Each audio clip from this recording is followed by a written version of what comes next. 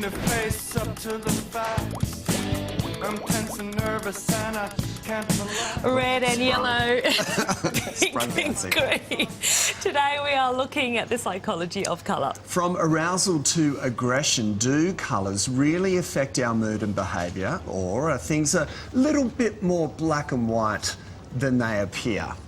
Let's bring in Dr. Zena O'Connor from the University of Sydney. Great to have you on the show, Zena. A lot of people will think that we're just programmed to respond to certain colours. Is that really the case? Not really. We're not really hardwired as such to respond to colour, but it does tend to go back to our individual beliefs about colour, and it also tends to relate to our cultural and social conditioning and the beliefs that we've picked up from that. We've been told for decades blue means it's calm, yellow is for happy. So, like, where do these beliefs come from then? So they actually go back to our cultural and social conditioning. They also go back to kind of more primal beliefs, like, you know, blue skies mean that there aren't any grey, cloudy skies, there's no stormy weather, so hence blue tends to make us think, well, it's a good day, it's a happy day, it's a calm day. And the same with brighter colours, yellows and oranges and so on.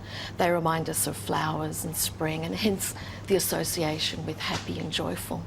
How can we put that theory into practice? Does that mean that if we find the colour, say, purple, quite relaxing, that we should go and paint our bedroom purple, or an area of the house which you feel relaxed in?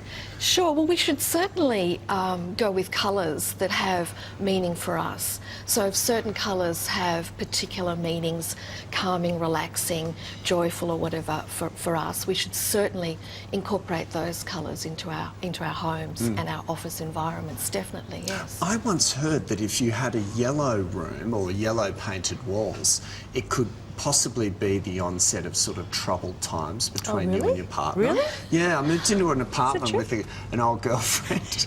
She went, oh, we'll have to get rid of those yellow walls. And you broke up? We did break up. Perhaps she was trying to tell you something there. Is there any truth to stuff like that? Not really, no. Right. No, we're thinking beings, so, you know, our thinking kind of tends to overtake that kind of thing. What about from a marketing perspective, though? You see companies, they funnel so much money into making sure, you know, the brands and the products that we buy have got the right colour. Well, colour tends to convey symbolic meaning.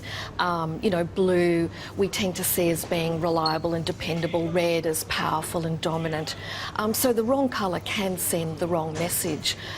Bright contrasting colours are often used to attract attention, so hence they're used in logos and packaging to encourage us to buy or notice that logo. Apparently there's a fair bit of science around the colour red. Many people imagine that it's perhaps an aphrodisiac for men. Well, recent research has indicated that red does tend to act like an aphrodisiac to men.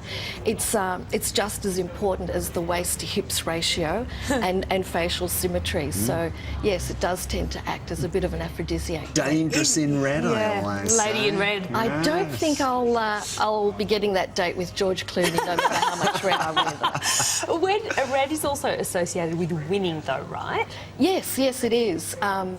Quite a bit of research has been done into football teams and soccer teams, as well as Olympic teams, and the teams that wore red were more associated with winning teams. Yeah, it's interesting, isn't it? We were talking before we came on. When I think of like uniforms, particularly for law enforcement, if I see a law enforcement officer or a policeman in black, I immediately think, oh, better behave here. But it just seems that colour black always brings in that. That guy means toe business. the line. Yeah. That's right. That sense of power and perhaps dominance, and yes, toe the line. Do you think when people are designing uniforms or trying to get a message across when they see their staff that the colours do play a large part in that, a big role? Oh, I'm sure they do. I'm sure they do, because of those symbolic meanings that we tend to hold within our beliefs, either through cultural or social conditioning. Yes, definitely. Let's talk about how people perceive colour. Now, earlier this year there was a dress where it pretty much split everyone down the middle. Half people saw it as, you know, one thing, the other half saw it as something else. How is it that we can see the same dress so differently? Well, it depends very much on context. That dress was actually in shadow, but we needed to make a cognitive judgment about the background of that and the shadow, and whether that was going to then have an impact on our perception of the colours of that dress.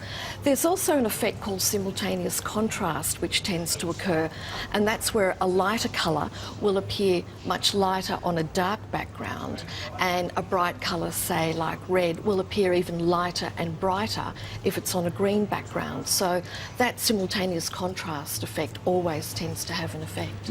In your experience, has there ever been a colour where it has always had a negative response to people? Or the majority of, say, a research group would say, oh, not puce. Well, those sorts of colours tend to go with the prevailing trends. For quite a while there was the idea that green didn't sell, but of course green does sell now. So it tends to, colour in that respect does tend to move with the prevailing trends of the time. Sure. And I'm sure in an environmental conscious society now, you know, anything that's green, or you're shouting the green message, your logo or whatever, Definitely. is always in green. Always, yes, it's now quite acceptable and quite a welcomed colour. Yes. Dr. Zena, lovely to see you smoking in red. Thank you. you. Lovely to have you on.